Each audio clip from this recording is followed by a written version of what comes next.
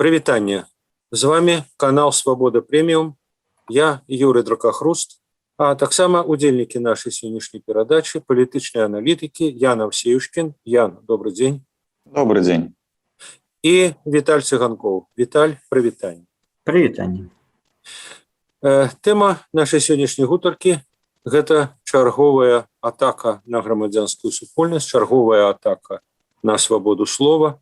З ператрусамі сёння прыйшлі да журналістаў, звязаных з радыё Свабода, тэлеканалам Белсат. Ужо ёсць затрыманыя, ёсць вынікі ператрусаў, это канфіскацыя тэхнікі, канфіскацыя абсталявання. Гэта далёка не першы раунд такога кшталту дзеянняў. Магчыма, і не апошні. Вот паводле вас, якая мяжа рэпрэсіяў? Лукашенко недавно, калі сустракаўся з Пуціным, сказаў, вот у нас 1500 мерзапакасных НДА, якія па сутнасці тэрарысты, паводле яго словаў. Вось гэта такі план, як бы вот 1500 па ўсіх і прыйдуць, Ян? Ну, складана сказаць, наколькі глыбока яны вырашылі пайсці. Канешне, заўважна, што яны не выбралі яшчэ ўсе ліміты гвалту, што яшчэ застаецца нейкі такі люфт, што да каго прыйдуць, да каго не прыйдуць. У прынцыпе, уся гэтая хваля рэпрэсій, якая зараз пачалася, яна не з'яўляецца нечаканай, таму што яшчэ падчас падзей лета і восені мінулага году было зразумела, што як толькі яны патушаць пажары, як толькі яны справяцца з такімі сімптомамі палітычнай крызы, яны зоймуцца тым, што, на іх думку, стала прычынай якраз такі гэтага. А прычына, на іх погляд, гэта, як яны кажуць, тлетворнае влияние Запада, якое і праяўляецца праз незалежныя медыа і трэці сектор. І таму, каб выкрачваць прычыну, на іх думку, да, яны будуць ціснуць, пакуль не вырашаць, што поле дастаткова зачышчана. Виталь, вот я прочитал днями артикул Андрея Муховощика в Советской Беларуси. Это таки, как бы мовить, грунтовный донос. И он там приводит спіс грамадскіх дзеячоў, аналітыкаў, палітолагаў, эканамістаў. Прычым ён взяў гэта з нейкага звароту ў падтрымку грамадзянскай супольнасці, і у расійскамоўнай савецкай Беларусі ён нават не парыўся перакладаць. Так вот, як з нейкага сайту гэты спіс взяў, вот ён і гэта апублікаваў і з заклікам. Вось этих всіх, калі ласка, так бы мовіць, к ногтю. Вот этих всіх выкарчваць, сказаў Ян, ну і Муховощик таксама. Вось гэтыя парады, яны будуць выкананыя, ці не его ума справа?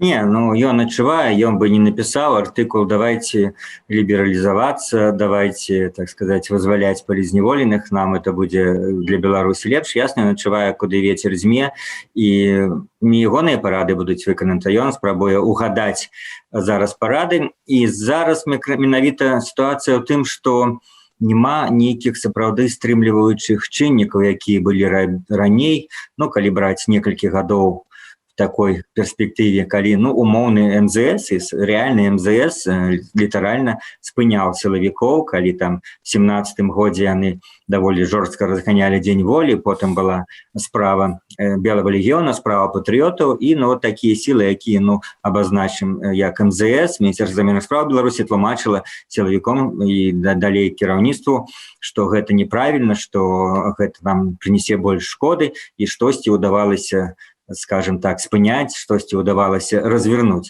то зараз унутры ўлады няма ніводнай такой, ну, скажем, структуры аналітычнай ці структуры міністэрства, якое б спыняла вось гэтыя губазікі. А губазікі, яны дзейнічаюць фактычна як хуевыя біны. Вы сказалі, Юрий, про артыкул Муховощика, я в связи з сённяшнімі навінамі прыйшлось клікнуць тэлеграм-каналы гэтага губазіка, дзе яны просто з нейкай такой дзіцячай радасцю апісваюць все гэтыя затрыманні, апісваюць, каго яшчэ схапілі і паказваюць там некая звычайная літаратура як доказ таго, што чалавек вось ён на самой справе там стаўленік захаду, ці ён антыпатрыёт. І лексіка, якая там прысутнічае, это то, што мы ведаем, нават мы, люди не самыя маладыя, ведаем только з гісторыі. Этого не было в СССР там в той час, калі мы жылі в канцы там 80-х, гэта нейкіх з 37-х лексіка.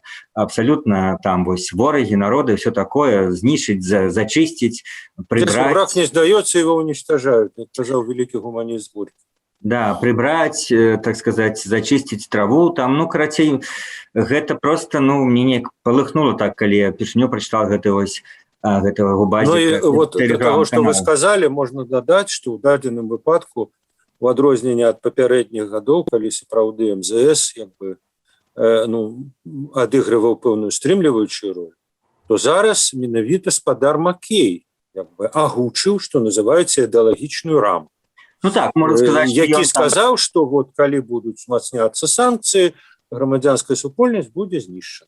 Ён потым можа сказаць, што ён папярэджваў якраз, хацеў это прадухіліць, но это не важно. Сэнс тым, што Макей цяпер ужо не з'яўляецца нейкім голубам на фоне ястрабаў, ён менавіта і там на беларускім сходзе і далей кажа, што не трэба нам ніякай гэтай шматвектарнасці, што мы ўсё змянілі, на захадзе ворагі. Ён гаворыць тое ж самае, што гаворыць губазік, цяпер ён нічым не адрозніваецца, каб захаваць свае месцы в гэтай цяперашняй новай номенклатурнай сітуацыі. Я думаю, дарэчы, што ў яго это не ўдасца у доўгатэрміновай перспектыве. Ён так ці іначай падзе ахвярай любога там ці нового курса, ці разварота, ці ён не паспее за губазікам. Але то, што я хацеў бы зафіксаваць, сапраўды, што няма зараз стрымлівання, адказвання на ваше пытанне, што яны што хочуць. Яны, дарэчы, некаторых хапаюць журналістаў пасля там допыту і пасля ператрусаў выпускаюць.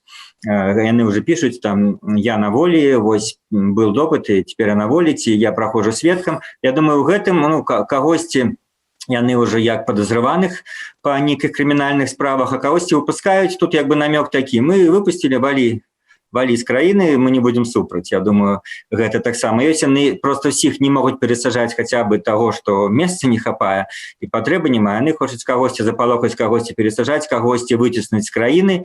І ці будзе гэта тычыцца ўсіх 1500, канешне, недзяржаўных арганізацый навряд ці, але тыя, першыя асноўныя, зараз уже вся верхушка, самыя вядомыя, ўжо закранутыя. Это, безумоўна, ніхто не застаўся, кого не было ператруса самых вядомых недзяржаўных арганізацый. Пойдуць яшчэ трошкі глыбей, туды, дзе, на іхнюю думку, ёсць хоць трошкі, скажем, нелаяльнасці да цяперашняй улады. Гаспадарства, зразумела, зараз, магчыма, не зусім час гаварыць, абмяркоўваць пра тое, што што ж будзе. Но тым не менш, можа быць, якраз зараз менавіта час.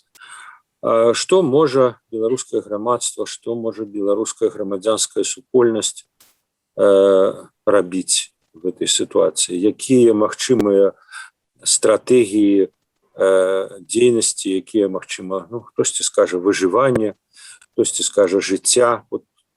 Цяперашняй сітуацыі, рэчышчы тых тэндэнцый, якія мы зараз бачым. Што можна рабіць? Ян. На маю думку, тут для ўладаў зачыстка яна не вырашыць праблему, таму што не дзенуцца тыя самыя праблемы, якія спрабавалі вырашыць гэтыя грамадскія арганізацыі. То бок, калі там былі праблемы звязаныя з гендерам, з недахопам права, там правоў чалавека і так далей, то ўсё роўна людзі будуць вымушаныя неяк іх бараніць.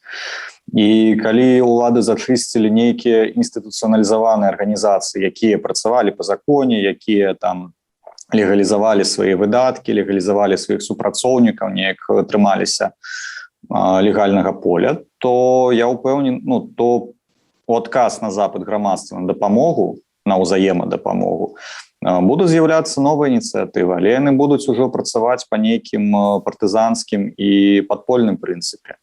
То бок, для мяне быў просто жудасны прыклад, калі там раструшылі тых, хто займаўся арганізацыі перадач тым, хто знаходзіцца ў зняволенні. Ну, гэта жах, то бок гэта ініцыятыва, яна ж не была накіраваная нават на барацьбу з уладай, а накіраваная наадварот на вырашэнне нейкіх праблем, якія ўлада не ў стане вырашыць сама, то бок забяспечання зняволеных.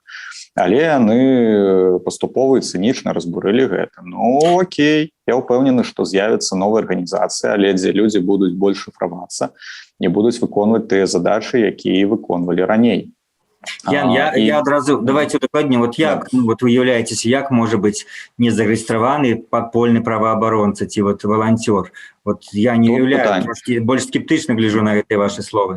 Ну, залежыць ад сітуацыі. Просто зноўку ж тут пытанне таго, якую функцыю раней, ну, апошнія месяцы ва ўмовах тэрору як бы выконваюць праваабаронцы. Яны фіксуюць парушэнні правоў чалавека, адзінае, што яны могуць гэта агучваць. Канешне, за апошнія месяцы іх гэтыя магчымасці значна скараціліся. Гэта бачна па прыкладзе нават ініцыятывы там валанцёры акрэсціна, спісы акрэсціна, бо тыя інфарматары, якія раней перадавалі інфармацыю, яны спынілі гэта рабіць. Ну, вось. Але калі казаць, я думаю, што тады ўсё засяродзіцца на тых магчымасцях, якія можна рабіць без неабходнай рэгістрацыі, без публічнасці. Ну, то есть это, я так разумеў, ну, вот Віталь казаў пра часы, як бы, ну, это вот часы, я памятаю, хроніка текущих событий была в СССР. Подпольное выданне, якое, в принципе, займалася тым, чым до апошняга часу займалася, скажем, весна. То есть это была хроника репрессий по всем Советским Союзе. Тых, хто гэта рабіў, ну, тых весь час то арыштоўвалі, то выпускалі. Віталь, вот это зараз такога кшталту будзе? Ну, не зусім, бо мы живем в інфармаційному грамадстві, і удар тому, яны вот кажуть, могуть, яны спиніць інфармаційні плині. Конечно, не, яны хочуть просто нанести удар по людях, але, ну, от того, что от этого информация не зменшится. Вот сегодня все маюць інфармацыю пра кожны ператрус, пра кожны допыт, паведамляюць гэта часам суседзі, часам сваякі, вось, часам просто дастаткова здаецца, ну, людзі, можа быць, далёкія ад палітыкі, як, напрыклад, пра тое, што зламалі там дзверы в офісе Радыё Свабода, вот, там нікога не было. То бок гэта не спыніць, гэта будуць людзі там на вуліцах здымаць нейкае відэа. Яны зараз, правда, спрабуюць нават з гэтым змагацца. Мы ведаем гэты, ну, дзікі, канешне, выпадак, калі чалавек зняў, як была там дзіцячыя гэтыя, ну, падушкі, на якіх дзеці скачуць, яны паваліліся, і дзеці атрымалі траўмы, і КДБ этого чалавека знайшло і пасадзіла на суткі за тое, што чалавек зняў тое, што ўбачыў на вуліцы. І тое, што, ну, в любой іншай краіне з'явілася прадметам разбірання і пакарання вінаватых. А тут яны караюць того, хто зняў. Ну, але гэта ўжо то паказвае, што это был там не журналіст, не блогер, там, не актывіст, это самы звычайны чалавек. У гэтым сэнсе яны змагаюцца з людзьмі, но вот інфармацыю спыніць ім не ўдасца, это безумоўна.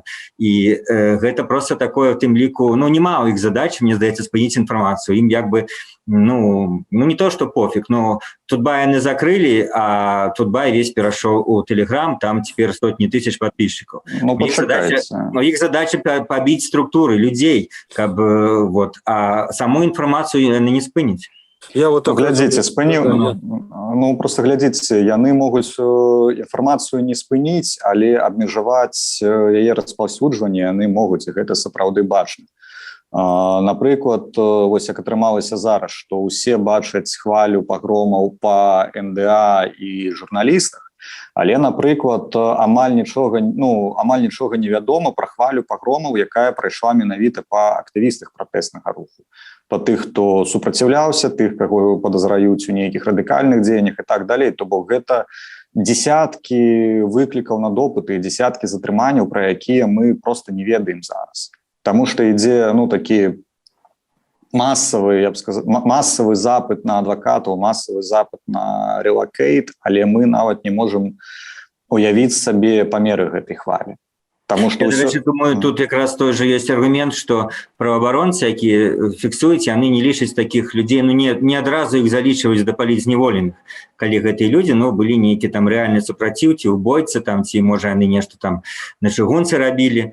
І вот гэта не палітзняволеныя, бо яны рабілі нейкія дзеянні, а не журналісты, не блогеры. І таму вот ім можа быць менш увагі, это сапраўды праблема, я тут з вами згаджуся. Ну, яны просто праскокваюць паўз увагу, таму што не паспяваюць паведамляць праваабарон. Ну, просто гэта можа праходзіць нават міма праваабаронцаў, таму што інфармацыя не паспявае да іх падыходзіць.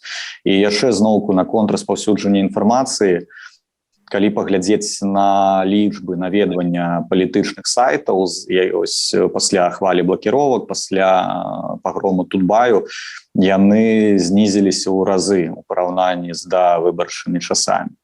І вось тут таксама праблема. Грамячы, ну, робячы пагром інстытуцый, усё роўна на пэўны час яны, ну, прыглушваюць гэтыя хвалі. Ну, вот это... Я думаю, эта проблема связана не только с погромом, а с огульной некой, ну, я не ведаю подобрать мягкое слово, стомленностью от политики, ці нежаданне некаторых людей вяртацца до палітычных тэмаў, просто псіхалагічнае, калі люди, ну, не зусім палітычна актыўныя, а якія сталі палітычнымі актыўнымі в жніўні-верасні, цяпер бачаць, што, ну, як на іх думку, і это натуральна, што не атрымалось, мы прайгралі, і не хочу нават на это больш глядзець. Таких много людей. Ну и плюс технологичные, я так разумею, моменты. Не все пойдут в Telegram, не все поставят VPN. Тут можно, конечно, сказать, что коли вы вот про батьківщину баете, як вы себе VPN не можете поставить. Ну вот так. Человек может, он у жнівні летась на протесты выходит, а зараз не поставить. Ну вот как-то не до того. Не, конечно, ідзе пэўныя працэсы дэпалітызацыі грамадства, конечно, звужаецца аўдыторыя гэтай інфармацыйнай пратэснай бурбалкі, якая ў мінулым жніўні пашырылася, можна сказаць, там на палову ці болей на ўсю краіну. Але зараз, конечно, яна звужаецца, і яны старанна і плённа працуюць над тым, каб якраз такі гэтыя абсягі звужаць. І у тым ліку удары па журналістах не абавязкова арыштоўваць журналіста, каб абмежаваць яго дзейнасць. Калі яго выціснуць па-за межы краіны, ўсё роўна гэта яго значна абмяжоўвае гэта, ну, мы не можам гэта адмаўляць. Я думаю, іх такая стратэгія, ну, калі казаць пра ўсё грамадства, актыўных запалохаць, прыглушыць, задавіць, нейтральных балота, якое сапраўды ў жніўні было не балотам, але в пэўным сэнсе вярнулася ў гэты стан невызначанасці, гэтых замарозіць, даць ім зразумець, каб не высоўвались, ну і сваіх ябацек па магчымасці актывізаваць. Вот такія тры задачы. Ну і я думаю, што паводле досведу насамрэч не только 20-го году, а больш шырокая, што яны лічаць, што вот умоўна кажучы, калі нават санкцыі там і паўздзейнічаюць людзей, людзі будуць гатовы на каких-то дзеянняў, але пакуль калі не будзе вот ніякай грамадзянскай структуры, то есть калі вот гэтыя людзі нават незадаволеныя будуць атамізаваныя, то можа і прынясе, можа вот і яны, ну, пабурчат, поругаются, и вот тое, что этой структуры не будзе, яны, відаць, так вот и лічаць, что, ну, это, прынамсі, вельмі зніжае імавернасць таго, что какого-то нового выбуху. Так, Ян?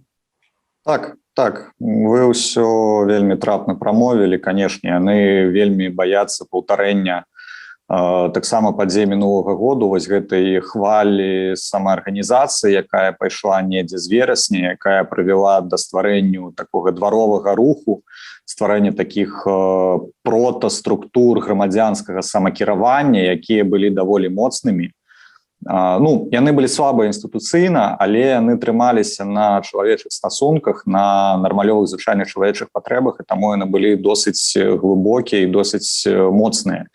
І таму дагэтуль, нягледзячы на ўвесь тэрор, рэпрэсіі, выціск актывістаў па-за межы краіны, яны дагэтуль не змаглі яго прыдушыць цалкам.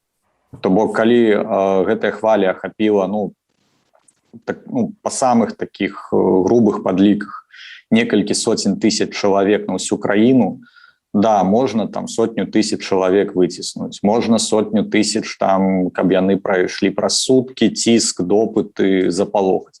Але ўсё роўна ў краіне ёсць значны патэнцыял для ператварэння, перафарматавання руху.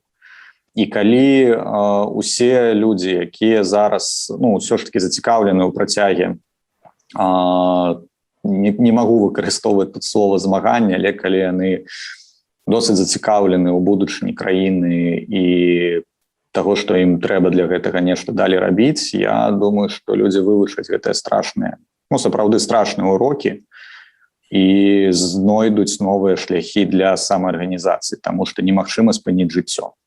І ўлада таксама, яны патрапілі вось у гэтую пастку зваротнай сувязі, яна сведчыць, што чым больш ты намагаешься штосьці кантраляваць, тым больш ты знаходзіш таго, што ты не кантралюеш, і тым больш табе патрэбна рэсурсаў, і у нейкі момант гэта можа паралізаваць іх сістэму. Пытанне будзе толькі ў кошце, колькі яшчэ жыццяў яны загубяць за гэты час.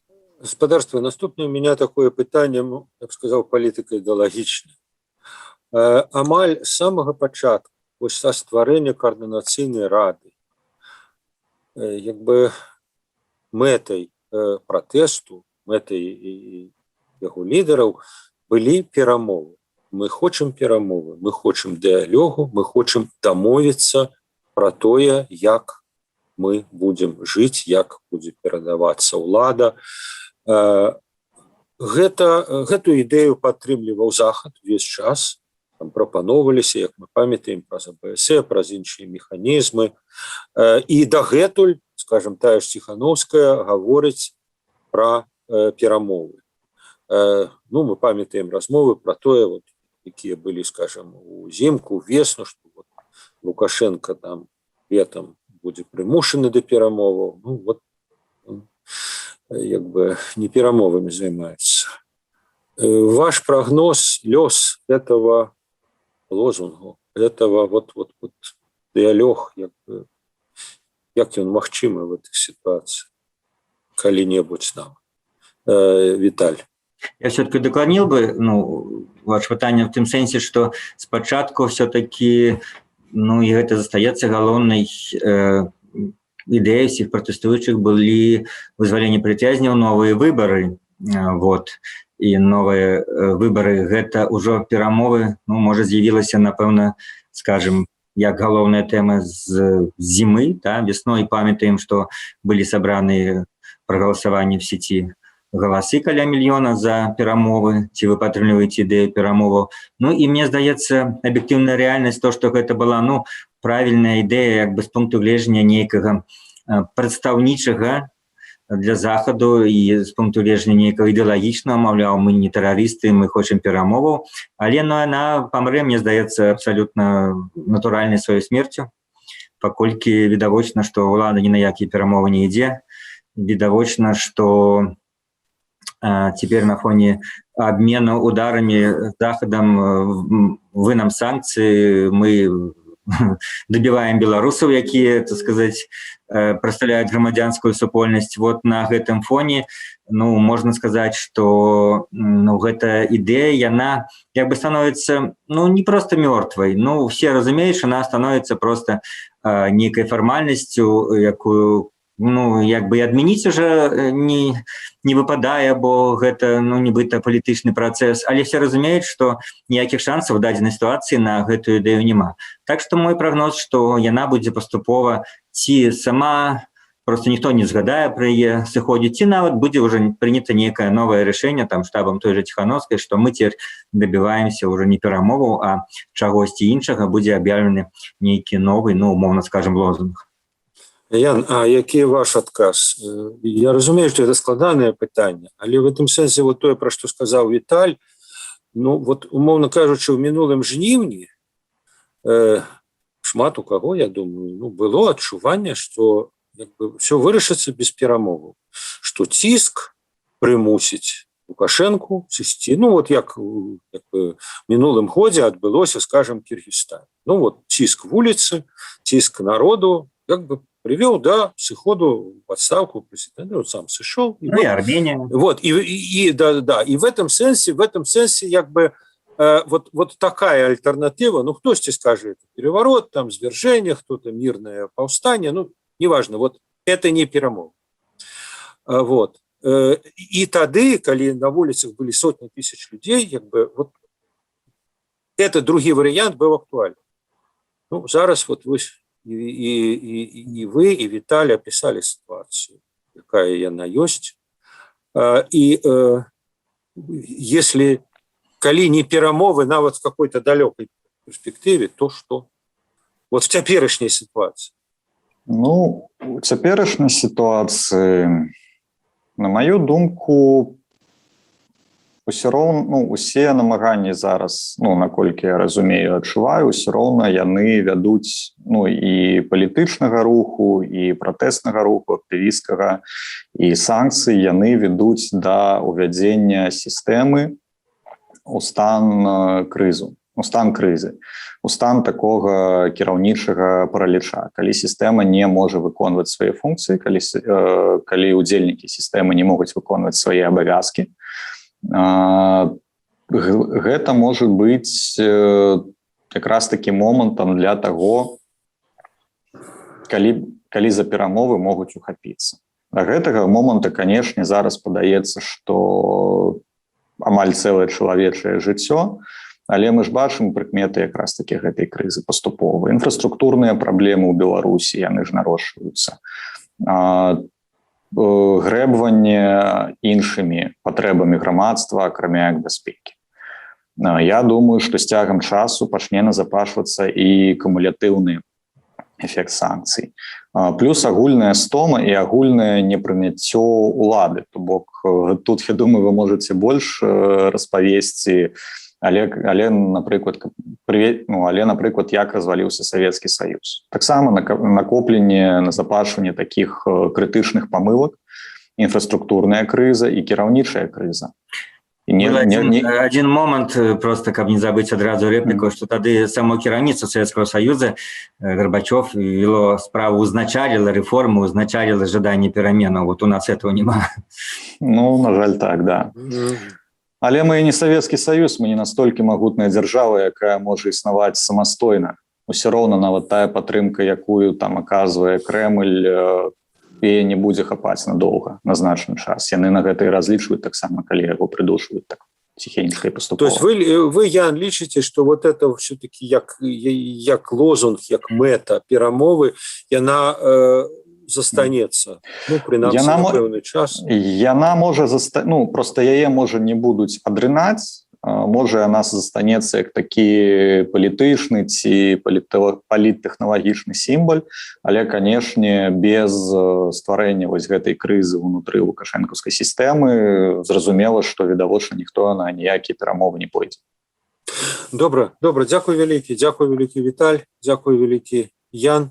А за тым, як падзеі будуць разгортвацца далей, нашы гледачы могуць сачыць на YouTube-канале Свабода Прэміум і Тэлеграме Свабода. Дзякуй. Счастливо.